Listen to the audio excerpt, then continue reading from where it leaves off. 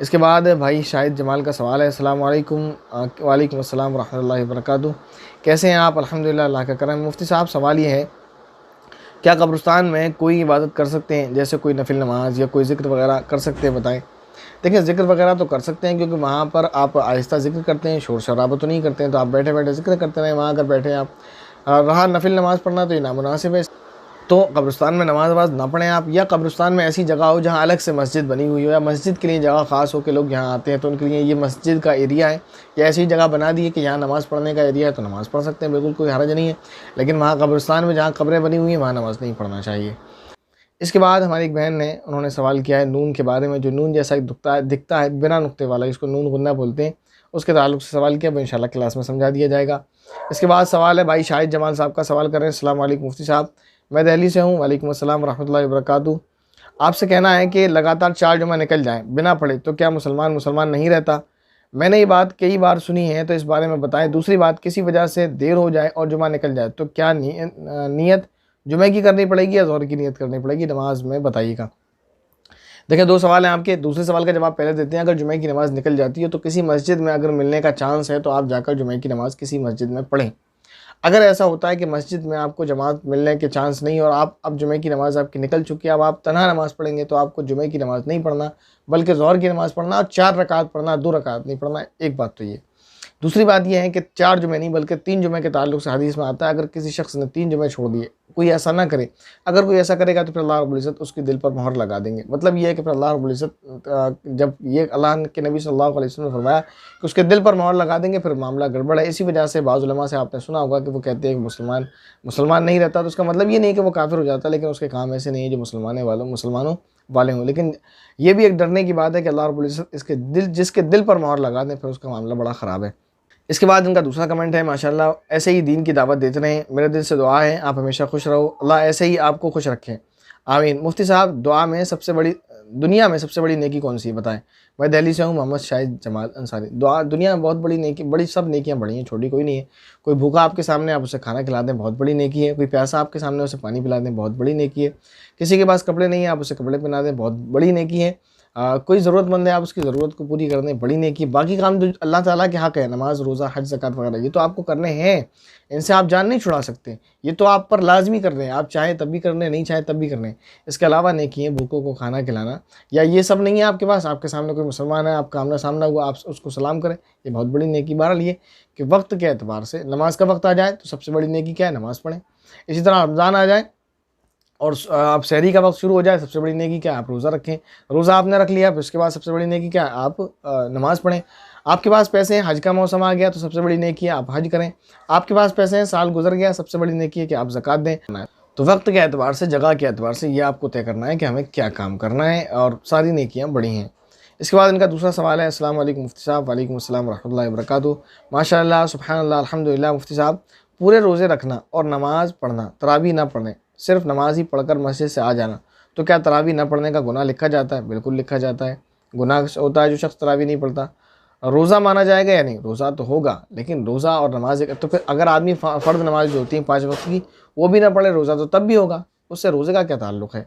नमाज अलग है, रोज़ा अलग है। लेकिन ये सख्त गुनाह की बात है कि आदमी तरावी ना पढ़े। साल भर में 30 दिन अल्लाह रब्बुल इज़्ज़त देते हैं जिसमें हमको इबादत करने की तौफ़ीक मिलती है, ज़्यादा से ज़्यादा, उसमें हम इबादत ना करें, ये तो बड़ी महरूमी की बात है। बहरहाल आगे उन्होंने लिखा है, या मैदान हशर में भी तरावी न पढ़ने का हिसाब होगा, इस बारे में भी बताएं। जी, हर नेकी और हर बदी का क़यामत के दिन हिसाब होगा। तो ज़ाहिर है तरावी भी एक नेकी है और तरावी का छोड़ देना भी एक गुनाह है। इसके बाद सवाल है मोहतरम मोहम्मद सफ़वान साहब का, सवाल किया, अस्सलाम वालेकुम मुफ्ती साहब। वालेकुम अस्सलाम रहमतुल्लाहि व बरकातुहू। मेरा सवाल यह है कि मैं स्कूल जाता हूँ और ज़ोहर की नमाज़ का वक्त उसी दौरान हो जाता है। मस्जिद भी स्कूल से चंद फासले पर है। मैंने अपने स्कूल के प्रिंसिपल से नमाज़ पढ़ने की इजाज़त मांगी, तो उन्होंने मुझे सिर्फ उस दिन इजाज़त दे दी और अगली बार से स्कूल में ही नमाज़ पढ़ने को कहा। उन्होंने कहा अगर हम इजाज़त देंगे तो आधा स्कूल खाली हो जाएगा, क्या मेरे लिए जमात छोड़ना जायज़ है? अगर वो मुसलमान हैं तो उनका कहना ऐसा दुरुस्त नहीं है। अगर वो नॉन मुस्लिम है तब तो वो कह सकते थे, लेकिन अगर वो मुसलमान है तो उनको ये कहना दुरुस्त नहीं है कि मेरा आधा स्कूल खाली हो जाएगा। फिर तो जैसे आप लंच के लिए टाइम निकालते हैं, एक ब्रेक देते हैं छोटा सा, एजुकेशन के दरमियान में, तालीम के दरमियान में आप थोड़ा सा लंच के लिए ब्रेक देते हैं, तो ऐसी नमाज के लिए भी आप ब्रेक दे सकते हैं। ये मुसलमान और ऐसी बात करें नामुनासिब बात है।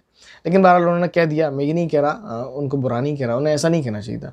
उनका ज़हन कोई बड़ा उनको समझा दे, उनके समझ आ जाए कि जैसे हम लंच के लिए टाइम निकालते हैं तो ऐसा थोड़ा-सा टाइम हम जो है नमाज़ के लिए भी निकाल सकते हैं। बहरहाल लेकिन ये नहीं होता, बहुत अच्छी बात है कि उन्होंने आपको परमिशन दी। उनको बादब आप विद रिस्पेक्ट आप उन्हें समझाएँ, रिक्वेस्ट कर हम्बली कि सर आप ऐसा करें, आप नमाज़ के लिए वक़्त नहीं निकालते। तो जो बच्चे हैं उनके लिए 10 मिनट का आप ब्रेक दे दें। जो मुस्लिम बच्चे हैं वो नमाज़ पढ़ लिया करें अपने मस्जिद, स्कूल, कॉलेज के कैंपस में ही। इतना कर लें सर, बहुत अच्छी बात है। अगर सर इस बात को मान जाएँ तो आप अपने कॉलेज के कैंपस में ही जो लड़के नमाज़ पढ़ना चाहें, जो मुसलमान लड़के हैं, चाहें तो मतलब मुसलमानों को तो पढ़ना ही चाहिए। यानी जो मुसलमान लड़के नमाज़ पढ़ेंगे, आप उनको उनमें से जो बेहतर हो सबसे उनकी वो इमामत कर लें, बाकी लोग उसके पीछे नमाज़ पढ़ लें। तो ये कर लें। अगर ऐसा नहीं हो पाता है तो फिर मजबूरी है, लेकिन ये कोई शरई उज़्र नहीं है कि आप जिसकी वजह से ये कहा जाए आपसे कि आप जमात छोड़ते रहें। लेकिन आपसे ये ज़रूर कहा जाएगा कि आप स्कूल चेंज कर दें, ऐसी जगह आप जो है तालीम हासिल करें जहाँ आप नमाज़ पढ़ सकते हैं। बहरहाल क्योंकि ये दुनियावी इल्म सीखना ये कोई ज़रूरी चीज़ नहीं है, इसके बगैर भी आप बहुत सारे काम कर सकते हैं। बहरहाल इतना ही कहना चाहूँगा, जमात छोड़ना बहरहाल नाजायज़ है। इसके बाद भाई मोहम्मद आयन का सवाल है, अस्सलाम वालेकुम मुफ्ती साहब, मेरा सवाल है कि फ़ोटो और वीडियो एडिटिंग का कोर्स करना कैसा है? बिल्कुल जायज़ है, कोई हर्ज नहीं है। फ़ी नफ्सी ही तो जायज़ है, कोर्स ही तो करना है। इसके बाद सवाल है भाई मोहम्मद अशफाक का, मुफ्ती साहब क्या सुन्नत क़ज़ा नफिल नमाज में क़िरात करने से पहले बिस्मिल्लाह पढ़ना सुन्नत है? अगर बिस्मिल्लाह ना पढ़े तो नमाज हो जाएगी? क़िरात से पहले बिस्मिल्लाह पढ़ना सुन्नत है। हर रकात में सूरह फातिहा से पहले बिस्मिल्लाह पढ़ना सुन्नत है, चाहे वो कोई भी नमाज हो, फ़र्ज़ हो, वाजिब हो, सुन्नत हो, नफिल हो, क़ज़ा हो, अदा हो। और इन्होंने लिखा है बिस्मिल्लाह ना पढ़े तो नमाज हो जाएगी। नमाज हो जाएगी, क्योंकि सुन्नत के छोड़ने से नमाज पर ऐसा फ़र्क नहीं पड़ता कि नमाज ना हो, नमाज हो जाएगी। इसके बाद भाई अनस अंसारी का सवाल है, अस्सलाम वालेकुम मुफ्ती साहब। वालेकुम अस्सलाम व रहमतुल्लाहि व बरकातुहू। बहुत लंबा चौड़ा सलाम के बाद दुआ, फिर इसके बाद लिखा है उन्होंने कि नमाज में पढ़ी जाने वाली, पढ़ी जाने के पढ़ा जाने लिख दिया, गड़बड़ हो जाता है। बहरहाल नमाज में पढ़ी जाने वाली तकबीरात, दुरूद शरीफ, दुआएं का तर्जुमा जानना ज़रूरी है। क्या नमाज़ पढ़ते वक्त इनका ध्यान रखते हुए नमाज में पढ़ना चाहिए? तकबीर, दुआ वगैरह प्लीज़ रिप्लाई जज़ाकल्लाह। टाइपिंग बहुत ज़्यादा मिस्टेक है आपके इस सवाल में, कमेंट में आप ठीक से देखा करें। बहरहाल ये कि ज़रूरी नहीं है, बेहतर है अगर आप ऐसा कर लें तो नमाज में भी दिल लगेगा, मज़ा भी बहुत आएगा, सवाब भी इंशाल्लाह ज़्यादा मिलेगा। इसके बाद मोहतरमा शगुफ्ता शाहीन सवाल कर रही हैं, अस्सलाम वालेकुम भाईजान। वालेकुम अस्सलाम व रहमतुल्लाहि व बरकातुहू। दुर्र यतीम किसे कहते हैं? दुर्र यतीम कहते हैं उसको जो सीप से एक मोती निकलता है, नायाब मोती, बेमिसाल मोती, उसको दुर्र यतीम कहते हैं। और इसके बाद सवाल है भाई मोहम्मद मुश्ताक का, अस्सलाम वालेकुम। वालेकुम अस्सलाम व रहमतुल्लाहि व बरकातुहू। वज़ू बनाने में चेहरा कहाँ तक धोना ज़रूरी है और दाढ़ी से कहाँ तक धोना ज़रूरी है? चेहरा आपको, आप पेशानी के जो बाल होते हैं ऊपर से, वहाँ से लेकर ठोड़ी के नीचे तक, और ये कान की जो लौ है यहाँ से लेकर आपको यहाँ तक, ये पूरा फेस धोना ज़रूरी होता है। फिर दाढ़ी का मसला ये है कि दाढ़ी अगर घनी है, जैसे मेरी दाढ़ी है, तो दाढ़ी के अंदर पानी पहुँचाना ज़रूरी नहीं है। आपकी जो स्किन नज़र आ रही है ये पूरी तरह हो जाए, ये काफ़ी है। लेकिन अगर दाढ़ी हल्की है तो फिर जो हल्की दाढ़ी है उसके अंदर तक पानी पहुँचाना ज़रूरी है, जैसे किसी के चेहरे पर हल्के हल्के बाल होते हैं। और ये इस कमेंट बॉक्स का आखिरी सवाल था, जिसके जितने सवाल लिए गए उनके जवाब दिए गए। उम्मीद है आपको सवाल समझ आए होंगे, जवाब भी समझ आए होंगे। अगर किसी का कोई सवाल रह गया, कोई डाउट है, कोई भी बात है XYZ, तो आपसे कमेंट करें, इंशाल्लाह उसको हल करने की कोशिश की जाएगी। आखिर में दुआ दरख्वास्त बस यही है आपसे कि अपनी प्यारी प्यारी दुआओं में मुझे याद ज़रूर रखिएगा। अस्सलाम वालेकुम व रहमतुल्लाहि व बरकातुहू।